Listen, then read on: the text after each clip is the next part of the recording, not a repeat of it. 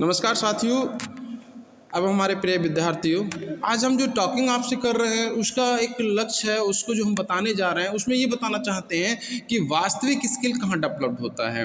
कौशल जिसका नाम होता है वो कैसे विद्यार्थी में डेवलप्ड होता है, एक इंसान में कैसे डेवलप्ड होता है, कौशल की ज़रूरत कहाँ पड़ती है, इन सब बातों पर चर्चा करेंगे। आइए देखते हैं, कौशल के एक एक बिंदु को समझते चलते हैं। कौशल क्या है? गुणवत्तापूर्ण सीखी गई नॉलेज है, गुणवत्तापूर्ण सीखा गया कार्य है। यदि हम उसको समझें और देखना चाहेंगे तो हमें वास्तविक रूप से ये पता लगेगा कि कुछ लोगों में कौशल बहुत अच्छी होती है और कुछ लोगों में कौशल बहुत गंदी होती है, कुछ लोगों में कौशल बहुत निम्न स्तर की होती है और कुछ लोगों में कौशल का जो स्तर होता है वो बिल्कुल जीरो होता है। हम परिपक्वता का उदाहरण देते हुए कई बार हमने सुना होगा और जानने का प्रयास किया होगा, अरे वो तो उस काम में निपुण है, अरे वो तो उस काम उसका बायां हाथ है। जानते हो ये सब क्या है? ये सब वही है जो उसकी कौशलता का एक यूं ही उदाहरण है, एक कौशलता का एक सरलीकरण का उदाहरण है। किसी काम को यदि हम आपसे पूछें और कहें क्या आप वो काम कर सकते हैं, तो आप आसानी से कह देते हैं कि क्यों नहीं कर सकते हम वो काम, वो तो मेरे यूं बाएं हाथ का काम है, मैं कर लूँगा। यही बोलते हैं ना। तो कैसे कह देते हैं? महिलाएं खाना बनाती हैं, क्या सभी महिलाएं एक जैसा खाना बनाती हैं? क्या सभी विद्यार्थी, हमारे पास जो रीडिंग स्किल की बात की जा रही है, रीडिंग का मतलब पढ़ने का स्किल है, राइटिंग स्किल की बात की जाए तो वो लिखने का स्किल है। स्किल गुणवत्तापूर्ण कौशल की बात की जाती है तो हमें इसमें ये समझना पड़ेगा कि जो लेखन की कला है वो कहाँ से विकसित हुई। आइए चलते हैं, उस पर थोड़ा प्रकाश डालते हैं। कभी आपने कहा कोई भी व्यक्ति तब तक अच्छा काम नहीं करता जब तक उसकी प्रशंसा ना की जाए। अगर हम छोटे बच्चे का उदाहरण लेंगे और छोटे बच्चे ने यदि बचपन में लिखा और लिख करके एक किताब आती है, कभी सुना होगा उस किताब का नाम, उसका नाम होता है सुलेख। सुलेख की एक किताब होती है, उस किताब में वो बच्चा अपने लेख को सुधारने का काम करता है। यदि उस सुलेख की किताब में ऊपर अंक लिख बहुत अच्छे अच्छे सुंदर सुंदर शब्दों में लिखा होता है, वो बच्चा उन्हीं अक्षर पर अपने अक्षर पेंसिल को फिराने का काम करता है। जैसे जैसे पेंसिल फिराता है, जैसे जैसे उन अक्षरों पर पेंसिल फिराते फिराते आगे बढ़ता है, समझिए यहाँ पर आपको समझना पड़ेगा, क्या वो ठीक उसी के तरीके से लिखता होगा? यदि मैं पूछना चाहूँगा तो 40% विद्यार्थी यही उत्तर देगा, सर डेफिनेट रूप से वो वैसा ही लिखेगा जैसा कि उस पर लिखा होगा। लेकिन सच्चाई ये बयां नहीं करती है। सच्चाई ये बताती है कि कौशल उसके पास नहीं है, कौशल विकसित करने की कला को शुरू किया जा रहा है और कौशल विकसित करने की कला को शुरू करने के लिए यदि उसको ये कह दिया गया, वाह क्या बात है, तुम तो बहुत सुंदर लिखते हो, तो वो अगर गलत लिख रहा होगा तो उसके लिखने में भी सुधार होता चला जाएगा। यदि आपने उसके बारे में, उसने एक अक्षर लिखा था और एक अक्षर में सा लिखा और सा ऊपर डंडा लगाया और लिखा, आ का डंडा लगाया, शाम लिखा और माँ नीचे डंडा खींच दिया, सा गड़बड़ हो गया और आपने उसको थप्पड़ जड़ दिया, सच मानिए उस बच्चे की कौशल की जो स्ट्रेटजी पॉइंट्स हैं, उस बच्चे के कौशल के जो पॉइंट ऑफ वैल्यू है वो क्या हो जाएगी? कम हो जाएगी। प्रिय विद्यार्थी, आपको अच्छे से समझना होगा कि जितने कौशल आपके अंदर आज तक विकसित हुए हैं वो सारे के सारे कौशल तभी विकसित हुए हैं जब उनकी प्रशंसा पीछे से की गई है, जब वो कौशल आपके अंदर आज भी मरे हुए हैं जिनकी प्रशंसा आपसे नहीं की गई है। बात समझ पा रहे हैं? तो आपको समझना ये पड़ेगा। अब आप अच्छे से समझ गए होंगे कि वास्तविक कौशल क्या है। आपने ड्रेस पहनने का भी कौशल सीखा है। कभी कभी आपने देखा होगा बड़े मंद मंद मुस्का रहे हैं, बड़े मन मन हंस रहे हैं, बड़े मन मन मुस्का रहे हैं। जानते हो क्यों?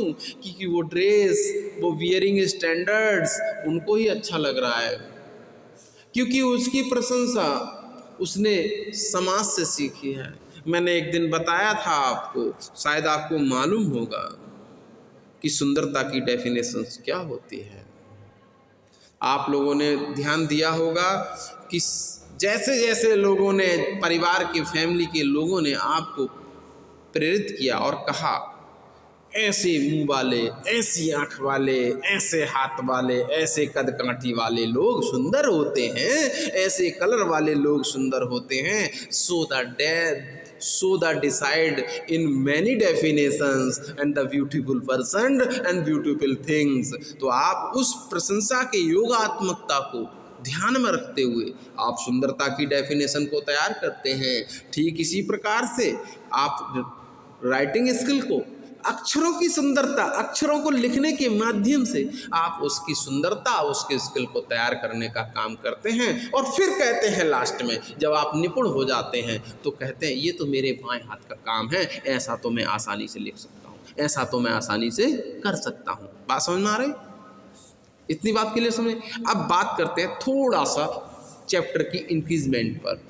चैप्टर क्या कहना चाहता है थोड़ा सा इसमें और देखिएगा। हमने जो बात की कंटेंट वैल्यू, ये क्या होती है? कंटेंट वैल्यू क्या होती है बताओ, किसी को पता है कंटेंट वैल्यू क्या होती है? कंटेंट वैल्यू का मतलब होता है उसमें बकवास नहीं होती है। बड़ा जबरदस्त कंटेंट लिखा है सर, कैसी बात करते हैं, बड़ी जबरदस्त कंटेंट के साथ लिख रहा है वो। कंटेंट में theme of the point, content में topic of the value, content में the main point of the topic आदि आदि को समायोजित किया जाता है। क्या हम सारा निबंध रामायण की तरह लिख देंगे? नहीं लिख देंगे। हम क्या लिखेंगे उसमें? मेन कंटेंट लिखेंगे। जैसे सर बताइए जरा, मेंस लिखा जाता है, पीसीएस का मेंस लिखा जाता है, कंटेंट लिखा जाता है। लोग दिव्या तब्बर की कॉपी निकालिए, टीना डॉबी की कॉपी निकालिए, कंटेंट देखने को चाहते। बात समझ में आ रही है मैं क्या कहना चाहता हूँ? तो कंटेंट, सब क्लास में टीचर सबको एक जैसा पढ़ाते हैं, सब एक जैसा सीखते हैं। क्या सबका कंटेंट एक जैसा होता है? क्यों नहीं होता है? क्योंकि सबने तो एक जैसा पढ़ा, सबने एक जैसा लिखना सीखा। कंटेंट सबका एक जैसा क्यों नहीं है? क्योंकि उसमें आधे से ज़्यादा 75% ज्ञान आपका परिवेश का होता है। आपकी जो वोकैबुलरी है, आपके जो शब्द हैं, आप कैसा बोलते हैं, आप कैसा वियरिंग स्टैंडर्ड करते हैं, आप कैसे चलते हैं, सारा कुछ आपने कहाँ से सीखा है? समाज से सीखा है। कहाँ से सीखा है? समाज से, अड़ोस पड़ोस से, अपने परिवार से। तो ऐसी स्थिति में आप क्या करेंगे? ऐसी स्थिति में कंटेंट वैल्यू कहाँ से विकसित होगी? आइए चलते हैं। क्या हर चीज़ की कंटेंट वैल्यू होती है? बिल्कुल होती है। कैसे कैसे होती है आइए बता देते हैं। कभी कभी आपने देखा सिविलाइजेशन टू मैनर्स की कंटेंट वैल्यू होती है, हाँ बिल्कुल होती है। कभी आपने देखा होगा सिंपल इक्वेशंस में आप बात करिएगा, जैसे जैसे डिफरेंट वैल्यू कंटेंट सब्जेक्टों की होती है, वैसे वैसे गुणवत्ता की भी कंटेंट वैल्यू अलग अलग होती है। ठीक उसी प्रकार से हम देखते हैं, मैंने आपको बताया था कि मैथ में एक ही फॉर्मूला है, एक ही स्टेप है, उत्तर सेम है, नंबर सेम क्यों नहीं है? क्योंकि कंटेंट सेम नहीं है। समझ रहे ना? तो मैथ का कंटेंट बिल्कुल डिफरेंट होगा, साइंस का कंटेंट बिल्कुल डिफरेंट होगा, सोशल साइंस का कंटेंट बिल्कुल डिफरेंट होगा। बात समझ रहे हैं? तो कंटेंट क्या होगा? थीम ऑफ द पॉइंट होगा, थीम ऑफ द सम होगा। समझ रहे हैं भाई? तो इसलिए हमें इनको क्या करना चाहिए? कंटेंट वैल्यू को जबरदस्त करने के लिए चुनिंदा शब्दों का इस्तेमाल करना पड़ेगा।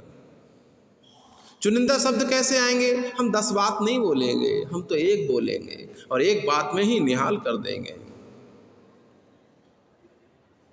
हमें ये सब कहाँ से सीखना पड़ेगा? कभी नाम सुना होगा विशेष योग्यता, कभी नाम सुना होगा विशेष व्यक्ति। कहाँ से होते हैं ये सब? उनके पास क्या आपसे ज़्यादा होता है? भगवान के यहाँ से तो सब एक जैसी चीज़ मिली है। 2 आंखें हैं हमारे पास, 2 कान हैं, 1 नाक है, 1 मुंह है, सब चीज़ें ही है ना। तो फिर वो विशेष कैसे हो गया? विशेष गुणवत्ता से है। उसके अंदर क्या है? गुणवत्ता आपसे डिफरेंट है, उसके सब कुछ चेंज होगा आपसे।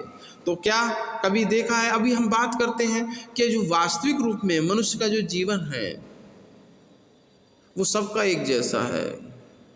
समझिए, मनुष्य सब एक जैसे पैदा भी होते हैं, प्रतिक्रियाएं सबकी एक जैसी हैं, लेकिन समाज में आने के बाद उस व्यक्ति के रहन सहन से लेकर और बर्ताव से लेकर सारी चीज़ें चेंज होती चली जाती हैं। और ठीक उसी प्रकार उसकी भाषा, उसका रहन सहन, उसकी सोसाइटीज़ आदि आदि जब चेंज होती है तो उसकी गुणवत्ताओं पर सीधा सीधा फर्क भी देखने को मिलता है।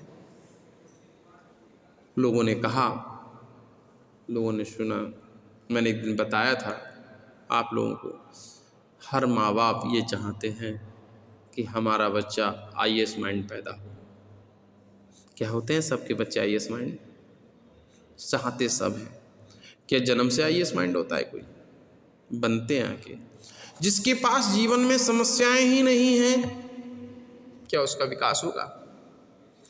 जिसके पास जितनी समस्याएं हैं उसका उतना विकास होगा। समझ रहे ना? जिसके पास जितनी समस्याएं हैं उसका उतना विकास होगा, उतना ही माइंड तीव्र गति से काम करेगा। समस्या नहीं है तो माइंड काम करेगा? नहीं करेगा। तो समस्याओं पर काम करने के लिए माइंड ऑब्जर्व होता है। जैसे जैसे तो हम क्या करते हैं, उनके पास जो स्थिति है, सबके पास आईएएस माइंड बाहर आके बनता है।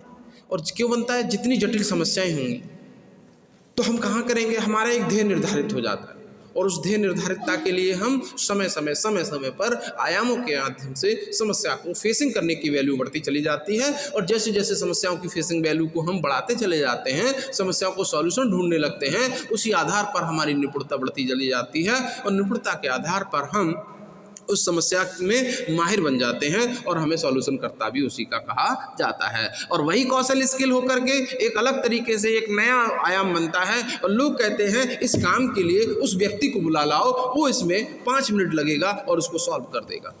क्या बना? एक स्किल बना, एक कौशल बना और एक समस्या के सॉल्यूशन के लिए उस व्यक्ति के स्किल को क्या किया गया? आजमाया गया। फ्लाइट में कहीं खराबी हो गई, क्या आम मिस्त्री उसको सही कर सकता है? नहीं। तो फ्लाइट के स्किल जो मिस्त्री है, जिसको आता है, वो मेंटेनेंस इंजीनियरिंग जो होती है वो वहाँ जा कर के उसको सॉल्व करेगा। मास्टर के साथ में टीचर के विद्यार्थी के सामने बहुत सारी समस्याएं हैं, सब्जेक्ट से रिलेटेड है, क्या सारे सब्जेक्ट का सॉल्यूशन एक टीचर दे सकता है? नहीं। तो अलग अलग तरीके के जो टीचर्स हैं वो उसका क्या कर सकते हैं, अलग अलग सब्जेक्टों के जो टीचर्स हैं वो अपने अपने सब्जेक्ट का समाधान आसानी से दे सकते हैं। क्या हम इस बात को समझ पाएंगे? क्या वो कुछ विद्यार्थी तो समस्याओं को, समाधान को बड़े आसानी से समझने का प्रयास करते हैं और कुछ विद्यार्थी अपने दिमाग से उन्हें उड़ा देते हैं। तो क्लास में बैठे सभी विद्यार्थी जो समस्याओं के समाधान की वैल्यू को उड़ा देते हैं, उनको आगे जा करके उन समस्याओं पर काम करने में कठिनता आती है।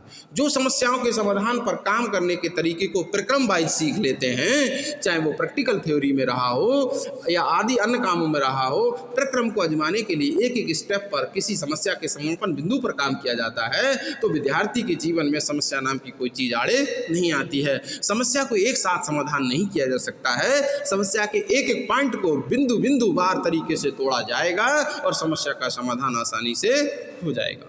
बात समझ में आ गई? धन्यवाद, थैंक यू। मुलाकात फिर होगी।